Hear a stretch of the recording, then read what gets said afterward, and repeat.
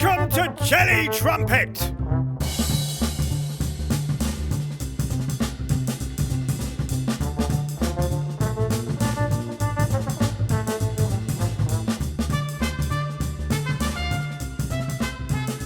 Every woman, every man, join the caravan of love. Stand up, stand up, stand up. Everybody take a stand. What are you doing, Jim? You know how much I love music. As I do, being a musician and all, but that's not it. I wanted to write an anthem for Jelly Trumpet, something the listeners would join in with. We need one if we're going to be the world's only comedy podcast about creativity. What are you doing? It's an experiment. What experiment now? I'm hoping to end conspiracy theories on Facebook using logic, reasoning, common sense, and a taser. That's nice. I'm thinking with this anthem we'll be as rich as a Kardashian by New Year, only we'll have helped people. That's nice. At this point, we need a singer. Do you know someone that can really sing, Mr. B? Okay. Do you know one? I know JB. He sings in the band We Paint Houses. Can you call him? JB! I meant on the phone. There's no need. Eh? He's in the cupboard under my mixing desk. Well, I never. No sudden movements, you'll startle him. Then we'll have to sing the woof, woof, woof meow song. What's that? Rice Krispies to lure JB out of the cupboard.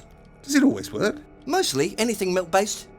Does he do anything else? Does he do anything else apart from sing? Yes. Well, he paints houses. JB,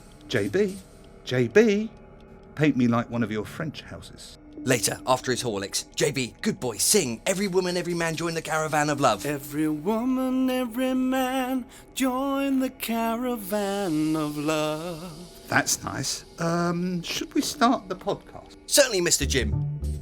Welcome to Jelly Trumpet, the world's only comedy podcast about creativity. The only one. Jelly Trumpet makes you more creative with tips, tricks and ideas for expanding your imagination. Especially good for business people wanting to be creative online. In this episode, a checklist for being more creative called the 9 Trumpets of Creativity. Our second trumpet is Adapt, all about how to adapt your current thinking. Challenge at Home, a creative exercise for you to try at home. And Challenge Jim, where Mr. B challenges Jim with an exercise in creativity. Plus, a brand new micro sitcom called The Startup, with our hero Mary, the entrepreneur, starring in an episode titled The Logo Designer. Part 1, Part 2 later. And our very special guest will take part in Interview Countdown. 12 questions in 12 minutes. 9 Trumpets of Creativity. Our second trumpet is Adapt. This season on Jelly Trumpet, we're talking about the 9 Trumpets of Creativity. It's a list of 9 different ways of being more creative. Last episode, we talked about the first trumpet, put to other uses.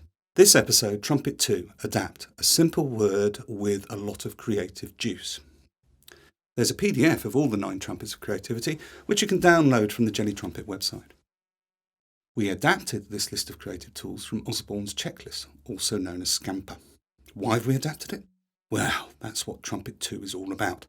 Creative people say boo to the accepted and adapt useful things for their own use.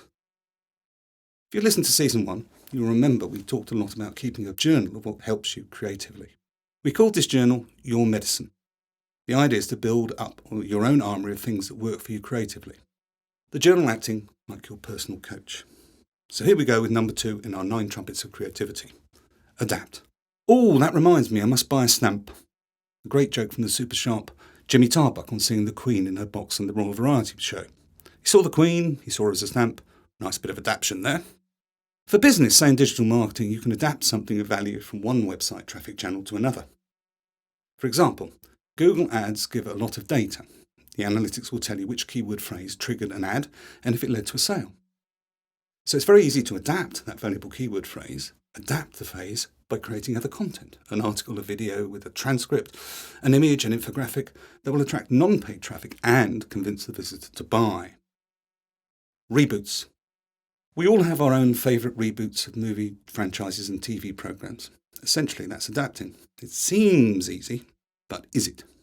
You know when you see an old favourite movie made from a book you love and the writers miss the point of the piece? You can reboot and rewrite history or literature for the screen. Bring it and use that piece to promote diversity, for example. Check out The Personal History of David Copperfield, directed by Armando Iannucci. It's a show, not tell movie. The characters are diverse because they're people and people are different. The takeaway.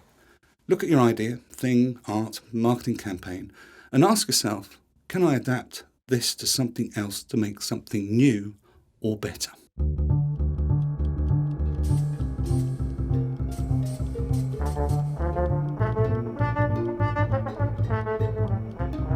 Have you put JB back in the cupboard? Yes, with a box of milky lollies. We've got to put her back. I've got quite attached to her. Mr. B, it simply isn't done to obtain Queen Eleanor of Aquitaine from 12th century France and keep her. I mean, you're in charge of the technical aspects of this podcast, and moving it through time, space and media wasn't originally planned, was it? Every woman, every man, join the caravan. Not now, JB. Do you remember which buttons you pushed that took the podcast back in time? Let me see. I think I fixed it now. Mr. B, are you sure you fixed that button? Yes, I've definitely fixed it this time. We want Normandy in 1150 AD. Then Eleanor can go home and we can get back to St. Albans for the podcast. I've a Pilates lesson to get to. Yes, I've remapped F12 to F1. Let's do it! Mr. B, that's a Formula One Grand Prix, but oh no. What? Look out the front window. You've landed us next to the F1 grid at Silverstone. Is that Lewis? Yes it is. Go on, Lewis. You don't do Pilates. I've written that in the script so everyone thinks I'm cool and healthy. Mr. B. Sorry, I meant to map F12 to F2. Press it then. Won't be a moment. That's the Formula 2 support race. I'll just add some more steam. Is that the sound of a volcano venting? It would appear so. St. Albans, Mr. B, doesn't have a volcano. How? It's the keyboard. It had coffee spilt on it. Coffee. Right, while you sort that out, we'll get on with the podcast. Challenge at home. This is an exercise to help writers. Anyone can benefit, but I warn you, this is hardcore. It will take persistence, well, sheer bloody mindedness, for it to be a success. It's about challenging the editor in your head. You know, that voice that tells you that you cannot write. The exercise is called making an appointment to write. So decide on a time when you won't be disturbed. Sit yourself down with some cheap lined paper and a pen. The exact second the clock ticks over to the time you agreed with yourself, you start writing. Sounds easy, doesn't it? Not many people can do it. Start off with 10 minutes. Your pen cannot leave the paper unless you are turning to a new page. The takeaway, this exercise teaches you that you can write at the time you want to. It's writing on demand. A warning, you're going to write absolute tosh. You're going to write the same word again and again. It might well be a rude word. I did this exercise for weeks. I was so angry at one point that the pen was pushed right through the paper. Every so often, a phrase would be written that was beautiful, but mostly it was rubbish. Why did I pursue this exercise? If I remember correctly, I was doing it for an hour at one point. I wanted to impose on myself to write creatively at will. You know what? It was brutal. No other word for it, but it helped me. Now, 90% of the time when I sit down to write, I write. If you are mentally fragile, don't do this exercise. Please don't. It is intense and it will connect you with many feelings, some of them not your best. So use the exercise and build up slowly. Take stock of how you feel. If you encounter any negativity, stop. You can try to get over this negativity by using an exercise called the sweetheart. With this exercise, you write for 10 minutes all the good things about yourself, what people have said or written about you. It makes a good balance if the exercise has brought up any self-doubt. So, if you're serious about writing, try it.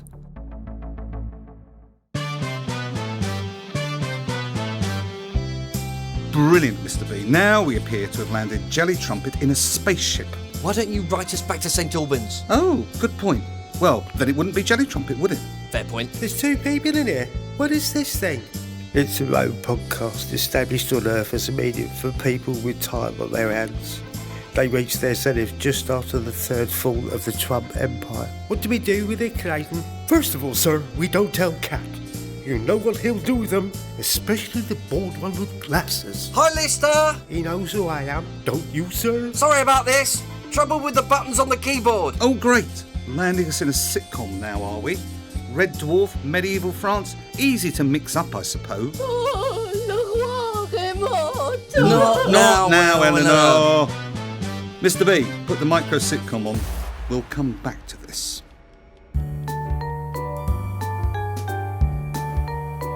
The Startup, a Micro Sitcom. Meet Mary, the entrepreneur, going about creating a new business online. In this episode, Mary briefs a logo designer. The scene, the office of a respected graphic design agency. Mary, this is Marvin, the logo designer. He's only had the one coffee. Let's keep it that way. Oh, thank you, Adam. Hi, Marvin. Hi, lovely to meet you. Really exciting, really pleased, really happy. I've started the brief. Was you know, great. I love designing logos, you know. Great. I think Murder Cake is a great brand. Really brilliant. Love it. Oh, thank you, Marvin. Murder Cake, as you know, is for bodybuilders who could murder a cake. The cake mix is packed with protein powder and comes in many flavours, including liver. It's my startup and I'm very proud of it. I think you might like this idea. What's that? That's a Glock G23 compact 40 caliber automatic shooting a Victoria sponge. Is that blood? Raspberry jam. I could make the jam strawberry. Well, anything else you could show me? There's this one. I like this one. This one is cool. Is that an axe? An Anglo-Saxon bearded axe cutting through a 3-tiered wedding cake. Is that blood? Red cherry coulis with a hint of kirsch. Any others? Just this one. Lead piping smashing a red velvet cake. That's just food colouring. Well, Marvin, very, very, very inventive. But I kind of had something else in mind. Shoot! I mean, yeah, OK. Let me have it. Do you want some coffee? I like coffee. I can do you a little Americano with hot milk on the side. Oh, not just now. What I had in mind was something... Do you mind if I have another coffee? Well, yes. End of part 1. Part 2 of the Startup later.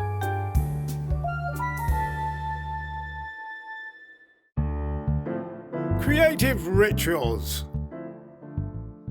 In Season 2, we're highlighting a book that is full of short essays on creative types and the rituals they perform. This book is called Daily Rituals by Mason Curry. In this episode, Igor Stravinsky, composer, a complete contrast to the hedonist Francis Bacon, who we talked about in the last episode. Stravinsky started his day with physical exercise. Then he would work from 9 to 1. He'd compose for only 3 hours a day as he thought this is all he could manage. He worked in solitude, explaining, "I have never been able to compose unless sure that no one could hear me. Is that you? Do you need solitude?" He says he worked even if he felt no inspiration, and when he felt blocked, he would do a headstand. The takeaway. Do you have any rituals to get you in the mood for creating? How do you induce the best possible state to be creative? Have you a way to overcome blocks? Think about your rituals and how they affect your work.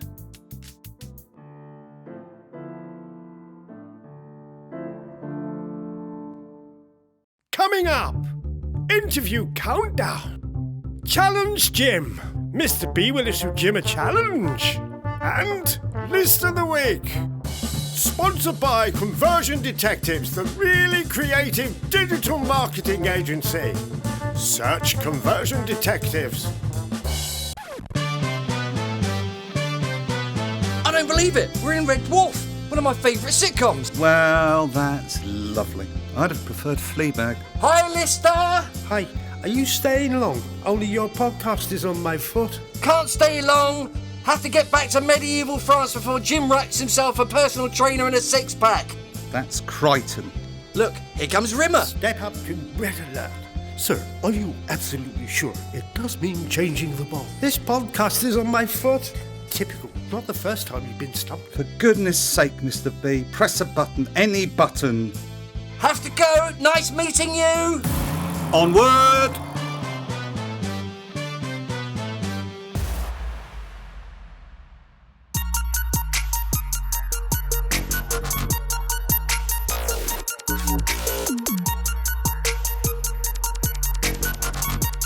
Interview countdown. So welcome to the latest episode of Jelly Trumpet. Our guest today is Mark Walmsley, the founder of the Arts and Culture Network. So what we're going to do now is that we're going to go into 12 questions in 12 minutes. So Mark, lovely to have you. Here we go with the first question. What is your business? Thank you very much, Jim. I've been excited about joining you for this for a long time. Thank you. My business is the Arts and Culture Network. It's a community, a global growing community of professionals shaping the future of our industry together. We have 13,000 members as of this week in our LinkedIn group, and a growing core community, which is where we carry on the conversations and explore opportunities for collaboration between our events. But at the heart of our network is a series of random speed networking events where we all get to meet 9 or more people in a series of 5-minute one-to-ones at random in under an hour from all over the world without having to dress from the waist down. I like that, and I've attended 3 of them so far, and I love them. I think it's a wonderful, wonderful idea. Now, going on to question 2, who is your creative hero or heroine? So this was a tricky one. I feel like I'm on desert island discs because I had to use the process of elimination. But I think the single person who's influenced my thinking and creativity would have to be Seth Godin.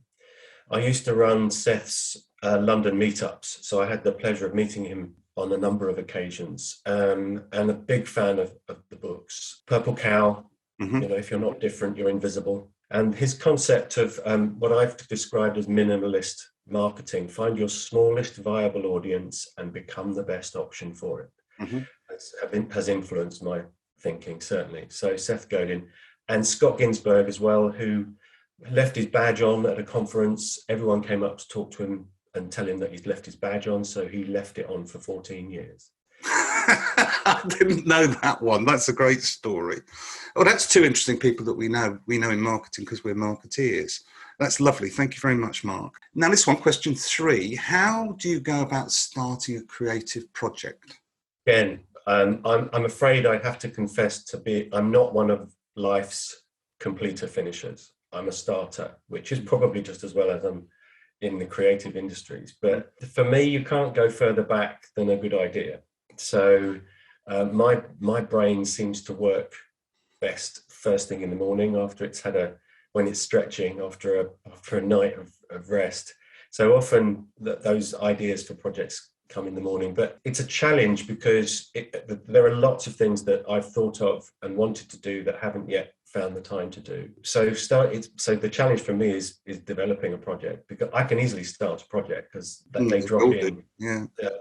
But so it's a kind of brainstorm, helping, speaking to colleagues is really useful. Well, that leads us on to question 4, which I think we sort of partially answered, but I am always interested to hear what other people say of this. Do you go into any detail? Do you map out where you're going to go and where you're going to end up in any particular creative project? Yeah, so for example, for the Arts and Culture Network, we have a target of 500 subscribing core community members for this year.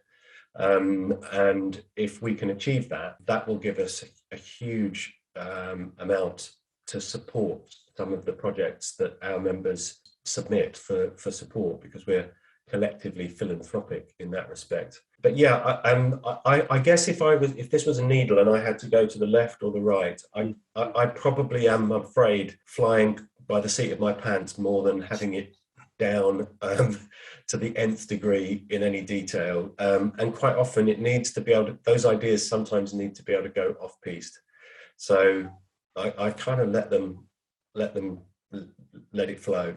I like that. I mean, it makes me think of, what a true creative is like that, is that they have this great capacity to create, but not necessarily control. You might need a collaborator that does more of that sort of logical side, is what I always think.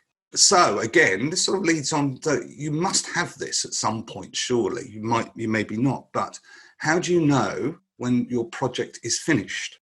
So I guess this is different for the two entities that I'm involved with. So the Arts and Culture Network is a series of small projects. You've been to 3 of them. They're effectively the chapters of our book, which are the random speed networking events and our speed showcase events.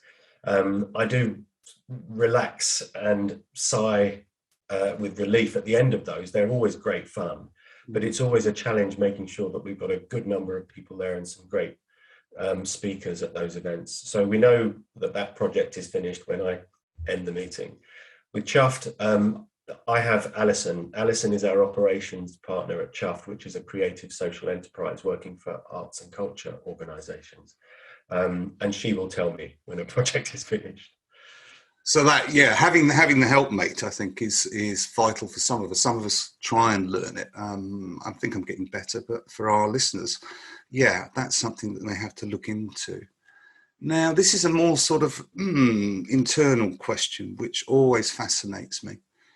Are you honest with yourself? I'll lie. As we all do. I'll lie and say yes. I struggled with this. I didn't know whether I don't know is the answer. You don't know.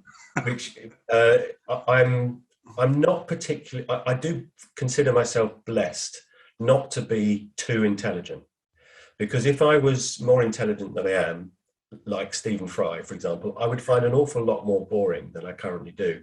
I have this capacity to get enthusiastic about things that many other people might find less so. So in that respect, I guess I'm supremely honest in that I'm reacting to ideas and suggestions and comments from the heart. It doesn't get filtered, but you can only do it if you're not particularly intelligent, which I'm blessed to be not particularly intelligent. I think you are honest. I think you really are honest to answer it in that way. Thank you for that. So this is always good. What's the proudest you've ever been of one of your ideas? I think most recently it will be the Arts and Culture Network, when one of our members was hired almost on the spot at one of our meetings.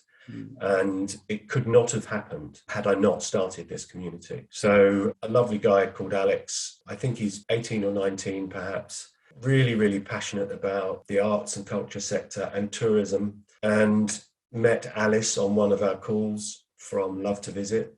And they're a very exciting startup in the tourist industry. And she hired him the next day. And when I heard about that, I thought, that's why I do this, right? That is absolutely why I do this. So I guess I was particularly pleased, if not proud, at that one. But that makes it all worthwhile. That's a great thing to have, very fulfilling when something takes off like your idea has. And I'm glad to be part of it, to be honest with you. So now we move on to what is your next project? I'd really like to become synonymous with the concept of random speed networking. I love doing it. I seem to be quite comfortable when I'm doing it. My wife, Jo, has said I couldn't possibly do that, what you do. It would terrify me, the thought of hosting 100 people on a Zoom call and keeping everybody in check. But I've been approached actually since we started our events by organisations who'd like me to host similar events for them. Right. So both internally and externally. So a chain of dentist practices want me to host an hour of random speed networking for their practice managers once a month. And we've been chatting to the British Council about doing similar events at some of the cultural exchanges that they manage. That's brilliant. Well, I can vouch for that. It's nothing like landing in a room with 3 people that you've never met before and getting to know them in 5 minutes. It's quite extraordinary and leads to a lot of fun. Question 10. Should creativity be taught as a skill in school? Absolutely. This might take me longer than 60 seconds. I'll see if I could condense it down. What we've learned through the demise of the empire, if you like, is that we are really good in this country, at least, at having great ideas. There was a saying, wasn't there? The British will invent it, the Americans will sell it, and the Chinese will copy it. And we need to focus on that, right? That's our main skill that we monetize. Look at the music industry's exports. I mean, phenomenal. Our arts and culture. We make more money in the UK from arts and culture than we do from sport. So yeah, and I often used to tell my children, please don't let school get in the way of your education. Yes, absolutely. And you may have met Nick Corsten. He's one of our members. He runs a program, Creativity in Schools program, STEAMco. If you get a chance to have a look, Nick Corsten. He's doing some fantastic work with building creativity in schools. So absolutely, yes, it should. Yeah, I've let you run on there because I was interested in that, and I will check out Nick Coulson because I think it's very, very important. So this is another one of my favourite questions at number 11. If a 10-year-old asked you, what one thing would make me more creative, what would you reply? I'm a notorious sleeper. It's one of my favourite things to do. Okay. And I know from my own experience that if having adequate sleep, my brain is more creative. So I'd say get lots of sleep and get up early. Don't be playing GTA until 3 a.m. So sleep would be great. Play and read. Read. I mean, Audible. Listen. You know, get Blinkist so that you can read lots of books in 15 minutes each. Either read or listen to smart people. And if I was 10, I would be telling people to go and follow Gary Vaynerchuk. Oh, right. Okay. I think we all know and people can check up. That's brilliant and succinct. You've done very well there. So it looks like you're going to unlock the bonus question.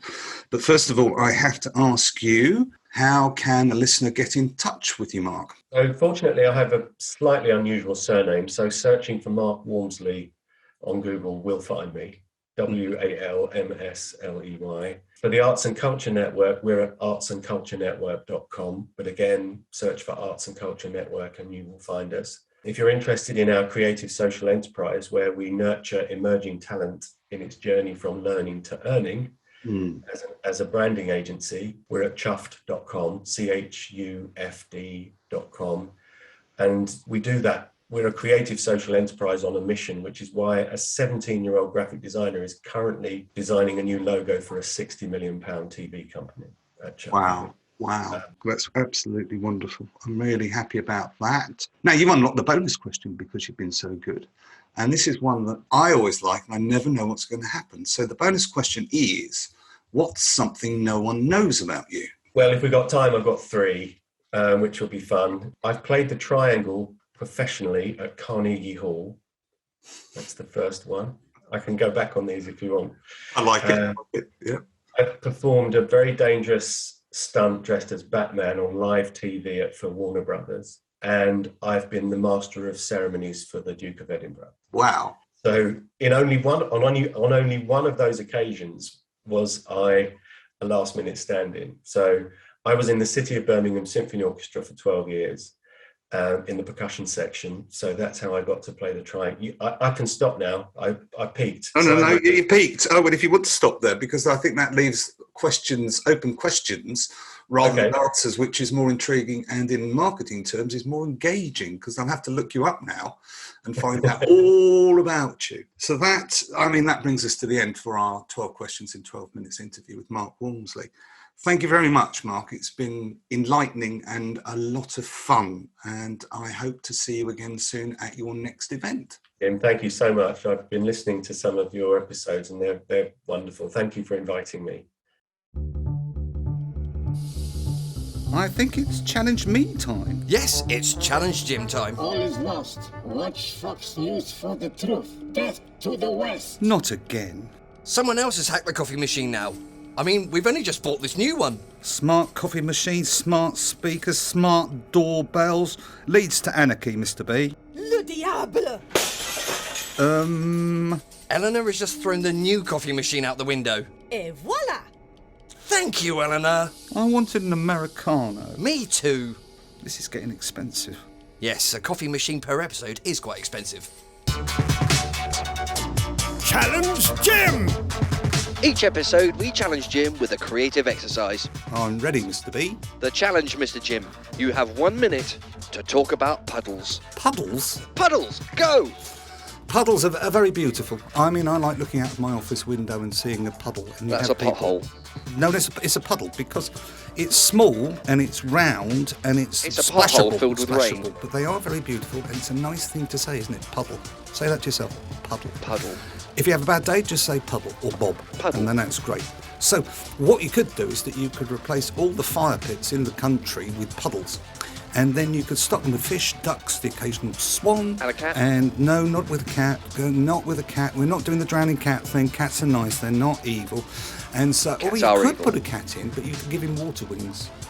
Or you could just strap lots and lots of sponges to him and you put the cat in. He soaks up all the water. He comes out and you squeeze him onto your plants. 10 seconds. So I'd pay for that on pay-per-view. You would pay for that. Yeah, I think the cat would be the one that would be paying. 5, 4. Anyway, 3. Get a cat. 2. Get a puddle. 1. That's it.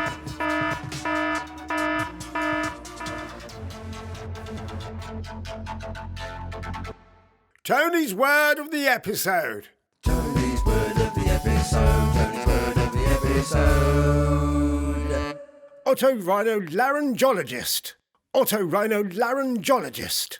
Which is someone you see, according to the Oxford English Dictionary, when you've eaten too many cereal crops. To be honest, Jim, word of the episode isn't working for me. Well, I'll keep trying. I'm sure I can make it work. Look! It's raining bacon! Where? Tony's word of the episode. Tony's word of the episode.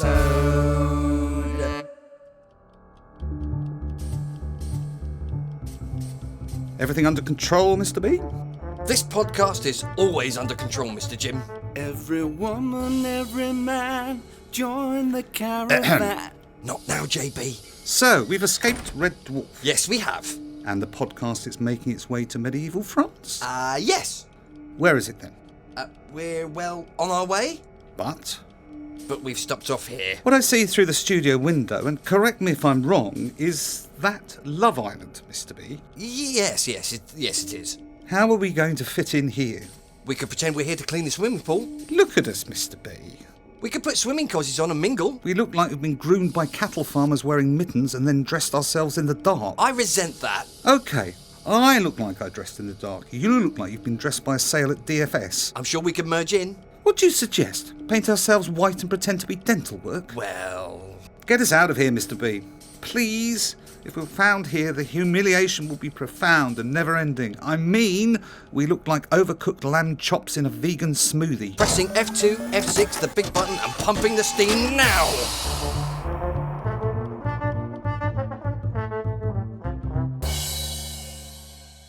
Tales from Jim's Medicine Journal.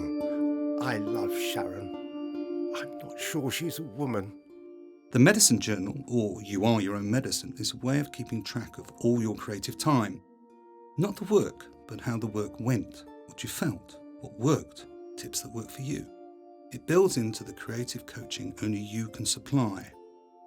I still keep my journal and have been going for many, many years. It takes a different form now. I use an app called Evernote.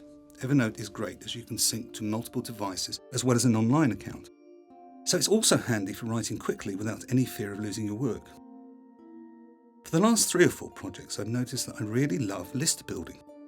For the Micro Sitcom you've been listening to, I had 4 lists: characters, situations, episode ideas, and notes. I finished a trilogy of plays a few months back. They had a lot more notes, 10 in fact, and one of those notes was called lists. My memory's awful, plus I like lots of lists as a playground. I rub ideas together from the different lists. For the 3 plays, there were 22 lists, including the original Magnificent 7 character names and character summation, also a list of chase movies, places and rooms on a cruise ship. Play 3 was set on an upturned cruise liner in the Caribbean during a zombie apocalypse. The 7 deadly sins and iconic visual moments from great action movies. That's just some of the lists I could dip into for character and plot and visual moments and more. I started with around 3 lists and they grew as I worked on the play ideas. I wanted to write a multi-layered play that was character-driven and silly. No one bought the plays, So if you fancy reading them and putting them on, do get in touch. Mr. B, if you wanted to be a superhero, what superpower would you have? That's easy. My superpower is hindsight. That's not that useful, is it? Well, I know that now. Fantastic! I feel so alone. Our Micro Sitcom, The Startup Part 2. Mary the entrepreneur is at the office of a logo designer. My concept for this logo, well, my ideas for the logo, revolve around sport and food. You know, Nike meets Ocado. On it! I want the logo to say cake, to say murder, well, moderate murder. I want it to look expensive. I want it to look well priced. I want it to sell, to inspire generations. I want it to make you hungry. I want it to sing like a pirate surfing on a Bahamian wave. What's that? That's the Nike swoosh stabbing the Ocado logo. Well, let me put it another way. Cake murder is modern and also traditional. It's TikTok meeting Mary Berry. How about this? What's that? The TikTok logo stabbing Mary Berry in the head. It's a bit graphic. Is that blood? Jam. Look, I've drawn up this, and I want it like this, only very pink. Finished? Yes, That's it! You've got the pink just right! it's what you gave me. Oh, perfect. Thank you, Marvin. Have a drink on me. What's that? What are you putting in my shirt pocket? What have you got there, Marvin? Result! Look what Mary gave me! A Starbucks reward card.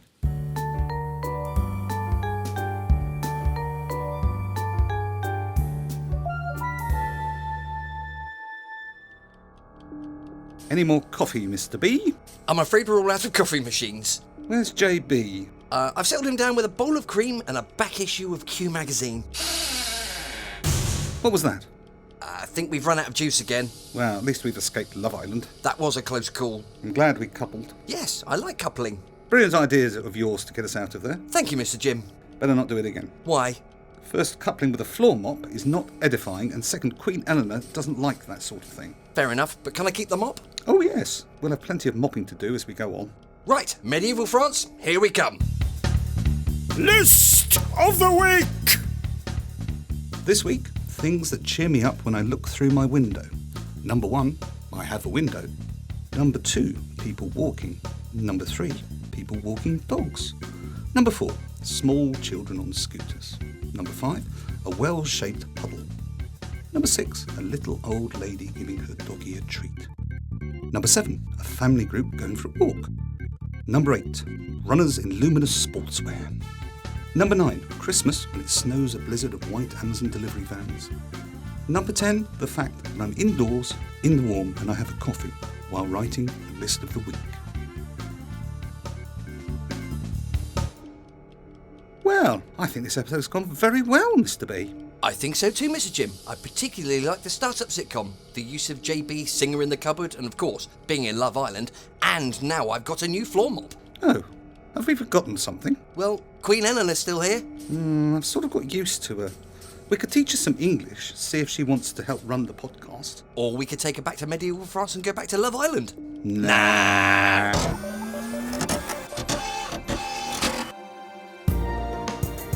Ways of seeing!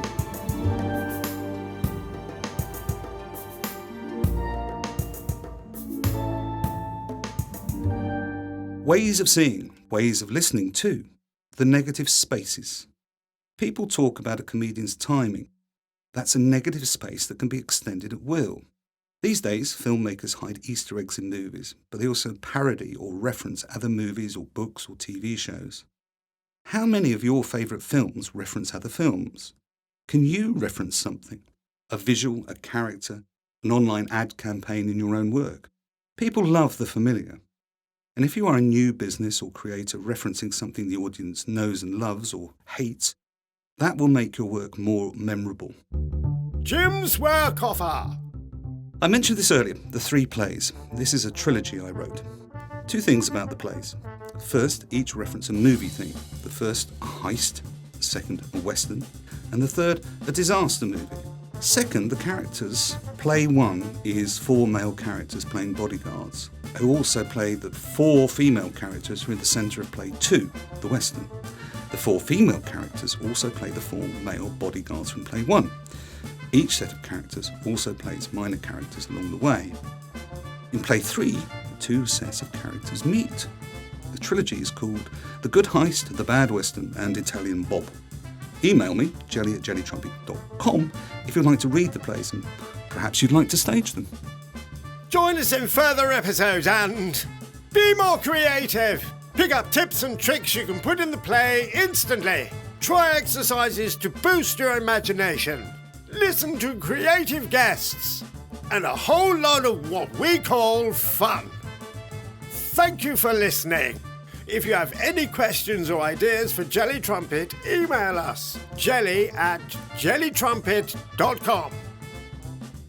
That was Jelly Trumpet, making you more creative with Jim Kinlock and Mr. B. Sponsored by Conversion Detectives, the creative digital marketing agency.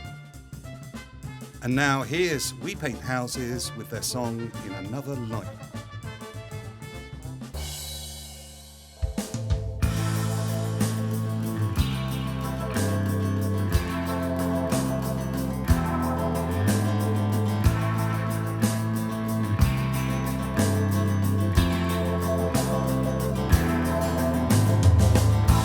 Have you ever felt you've been there before?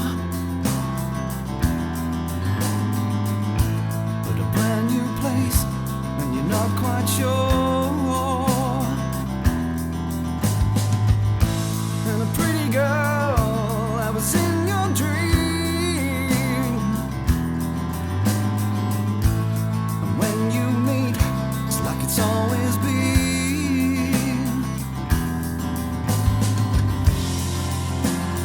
Well, I know you. I know that I've met you before. Yes, it's true. I know you. Another space, another time. I know you and you know why. Another dream of another life. I know you and you know why. With another face and another life. I know you and you know why. Well, I know you. I know you.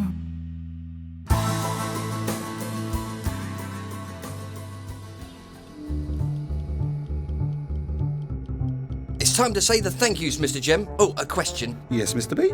Are we really keeping Queen Eleanor? For now, until you work out which button is medieval France. Okay, Great. Question for you, Mr. B. go on. Why does Tony always have a box of eggs when he's in the studio? He worries about foxes. Thank yous now, Mr. Jim. Thank you for listening. Thank you for all those that encouraged Jelly Trumpet. Thank you to Mr. Tony for the voice work. Thank you to Miss Claire, the voice of Queen Eleanor and Mary the Entrepreneur. And thank you, Mr. B and Kel. Stay fab.